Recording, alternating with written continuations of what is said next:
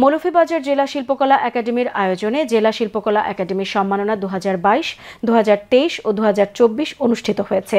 বিস্তারিত জানাচ্ছেন আমাদের মৌলভীবাজারের head of news Khaled Chowdhury. ক্যামেরায় ছিলেন অশ্বিনী সিনহা।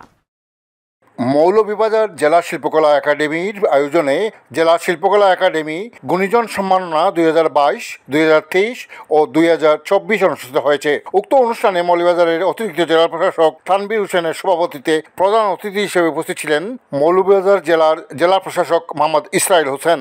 বিশেষ অতিথি হিসেবে উপস্থিত ছিলেন অতিরিক্ত পুলিশ সুপার মোহাম্মদ আসিফ মঈনুদ্দিন। এছাড়া উপস্থিত ছিলেন জেলা শিল্পকলা একাডেমির কালচারাল অফিসার সহ বিভিন্ন সামাজিক, সাংস্কৃতিক ও সাংবাদিকবৃন্দ।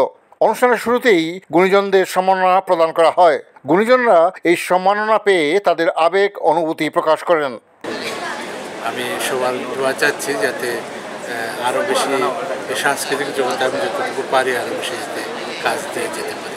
আমাদের পূর্বজরা, আমাদের পূর্বসূরীরা জগৎজীবন সম্পর্কে তাদের যে দর্শন উপস্থাপন করতে সেই দর্শনটাকে এখন আমরা ব্যাখ্যা বিশ্লেষণ অনুসন্ধান শিল্প সংস্কৃতির ক্ষেত্রে আমাদের আরও সামনে এগিয়ে যেতে হবে। আমাদের ভবিষ্যৎ প্রজন্ম যাতে আরও ভালোভাবে সুস্থ সংস্কৃতি চর্চা করতে পারে। গাজী গাজী আলম গাজী সিকন্দরের বেটা কপালে বসাই টিকা ফকির আলীর বাটা গো দমে জিন্দা সামাদা। উপস্থিত প্রধান অতিথি সহ বিশিষ্টজনরা এই আয়োজনের প্রতি ধন্যবাদ জ্ঞাপন করে বক্তব্য রাখেন। আমরা চেষ্টা করছি যে যারা গুণীজন তাদেরকে সম্মাননা দেওয়ার জন্য। হয়তো অনেকের শতভাগ সিলেকশন নিয়ে আপনাদের কথা থাকতে পারে, কিন্তু আমি মনে করি আমাদের যে কমিটি যেটা করছে এটা পারফেক্ট এই সময়। যারা এই সারাগ্রন্থের সঙ্গে যুক্ত ছিলেন সকলের প্রতি অশেষ কৃতজ্ঞতা জ্ঞাপন করছি।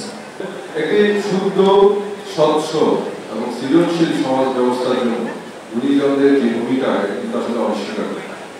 শিল্প সাহিত্য, কৃষি এবং সাংস্কৃতিক অঙ্গনে যারা অসামান্য অবদান রয়েছে, যারা নিরলস কাজ করে যাচ্ছে, আসলে তাদেরকে সম্মাননা জানানোর মাধ্যমে আমরা আমাদের যে শিল্পকলা একাডেমি বা জেলা আমরা নিজেরাই সম্মানিত হয়েছি। পরিশেষে সাংস্কৃতিক অনুষ্ঠানের মধ্য দিয়ে অনুষ্ঠানের সমাপ্তি টানা হয়।